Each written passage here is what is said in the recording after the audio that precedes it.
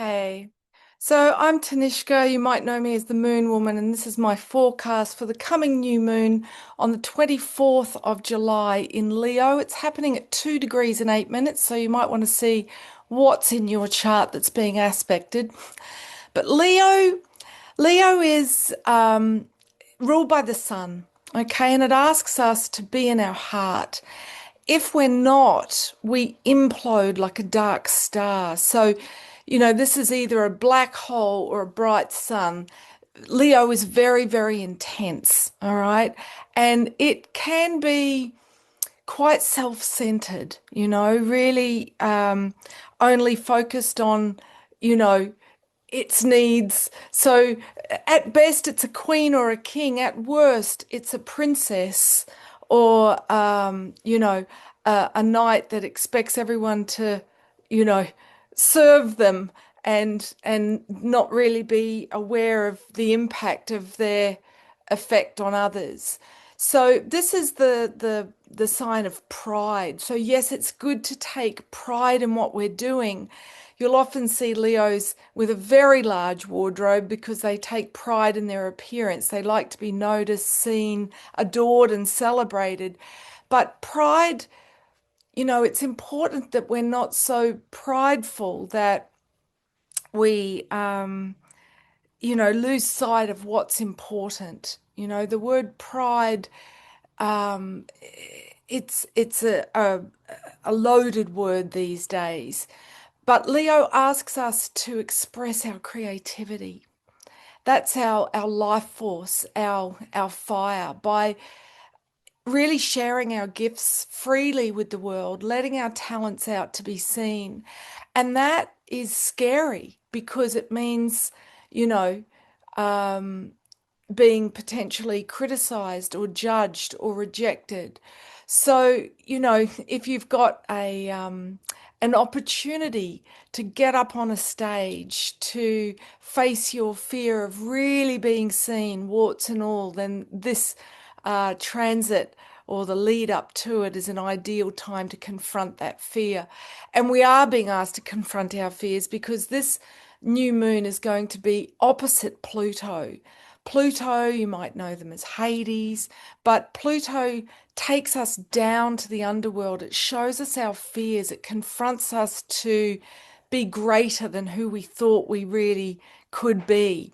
So, this lead up to this new moon is challenging us to become greater than our fears. So you may find that your kidneys are kind of sounding the alarm. If you're urinating more frequently, this is fear. And our fears are being dialed up by the powers that be. They're putting the screws on, so to speak, because so long as the 99% are in a contracted state, we're not able to, let our light shine. But to help us, of course, we have the transit of Sirius. This is the Lion's Gate, the zenith of which is the 8th day of the 8th month. But we're in that frequency now, and this is calling us again to be greater, this light that's bathing us. It's 10 times greater than our sun, and it's what aligns with the pyramids of Giza. This is the transit that the ancients would really harness in the world before the rise of the empires, which kind of dumbed down the collective consciousness to think that we are separate from the cycles that govern us. So Leo, it asks us to be sovereign, to be the king or the queen, to inspire leading by good example, to be honorable in all that we do, to patron the creativity of others. Don't just be, hogging the limelight and thinking about, what it is that we need to do, but also be championing the light of others. In the Polynesian tradition, a king or a chief was one who fed the most people. If we think of positively, oh, it's lion-hearted. It's like, how can I be generous of spirit? How can I extend myself to consider the needs of others and not just be myopic in my focus and self-absorbed, which is shadow Leo, you know, just thinking about oneself. The shadow side of this archetype is the tyrant, someone who hoards wealth, hoards, um, you know, power, attention to lord rank status over others. So, people that surround themselves with sycophants, yes people, rather than those that will challenge them, that will call them out when they're out of integrity, when they're unaware of their unconscious behavior and how that's impacting those around them. Leo does look for opportunities to celebrate life. So here in the UK, I'm in between festivals today, which are opportunities to celebrate. If we think about a festival, it's coming together to celebrate life. And we need that in these transition times between the ages when things are very, very intense and, there's a lot that is eclipsed in shadow. So it's important that by coming together, we remind ourselves that we are light. After all, that's how stars form. They spiral. And in that chaos, they attract to them like particles, which expands everybody's light. So it's that thing, the sum of our parts is greater than just what one can do on their own. So again, a great leader inspires others with their vision, with their conduct to be part of something greater rather than, just look at me, look at me. So a very expressive fire sign, being one of the fire signs, the second air fire sign, this is about taking right action. Fire as an element, it can be both creative or destructive. So if you're bored, if you're feeling, aggressive, this is a sign that your creativity is blocked, that you're needing to channel your creativity. So it doesn't really matter what the medium is or how good or bad you think you are as an artist. It's about allowing the energy to flow so it doesn't become blocked. And parents of young boys will know this. They say if you don't initiate boys, they'll burn down the village. We need to direct fire, i.e., the masculine, because the two elements that are more masculine are air and fire. The more air there is, the more impetus, the more fire, whereas the feminine elements are water and earth, where we're humble and we come down to ground and go the way of water. So the air and the fire is about, raising our energy, raising our impact, being seen. So it can be a bit more egoic. So, Leos are often uh, renowned for being quite large egos, taking up a lot of space. They do love pomp and pageantry. So, this is a lovely time for storytelling, particularly a theme night, or, having an opportunity to tell your story, but not in a way that you get so identified with the story that you get lost in the drama and relive, melodrama, karma drama. This is one of the shadow traits of Leo. And it doesn't matter when you were born.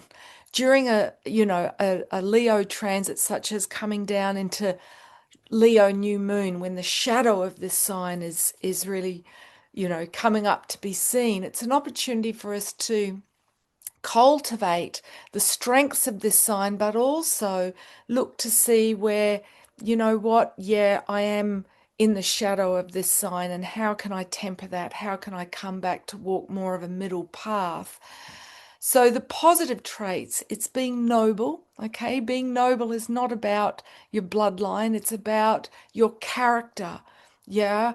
Are you somebody that has an exemplary conduct, somebody who strives to always be your best self, and in integrity? It is a very generous sign. As I said at the top of this broadcast, it's ruled by the sun. So, if we think about the sun, it's limitless light. So we can enjoy being limitless with, generosity. It's a very hospitable sign. It's warm, it's caring, active, open, and authoritative, but in an inclusive kind of a way. The shadow traits is that it can be a drama queen, it can be addicted to drama, melodramatic, can dominate others, be egotistical, overbearing, or implode like that dark star and lack confidence, lack belief. Those that are often the dream stealers of others. In other words, if you share your idea with them, they'll give you all the rational reasons why it wouldn't work. People that are naysayers or dream stealers, as they're called in the Native American tradition, are those who lack courage, heart energy, self belief to follow their own star, to make the impossible dream a reality.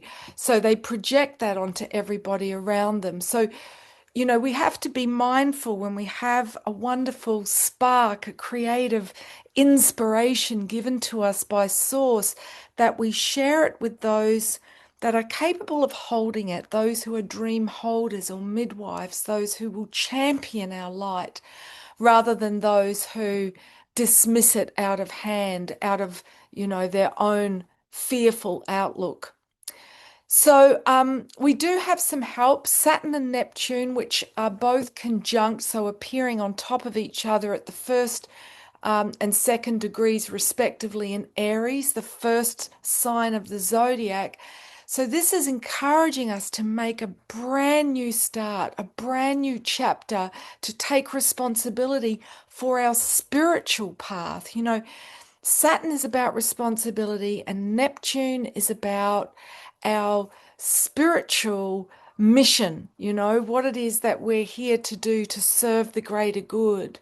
So, this is a time when a lot of people are going to get an update, a new purpose, a new mission, and it's going to be something that scares us because it's going to take us out of our comfort zone. And Pluto is certainly doing that by being in opposition. But we have both Saturn and Neptune in a 60-degree angle, so a very helpful angle.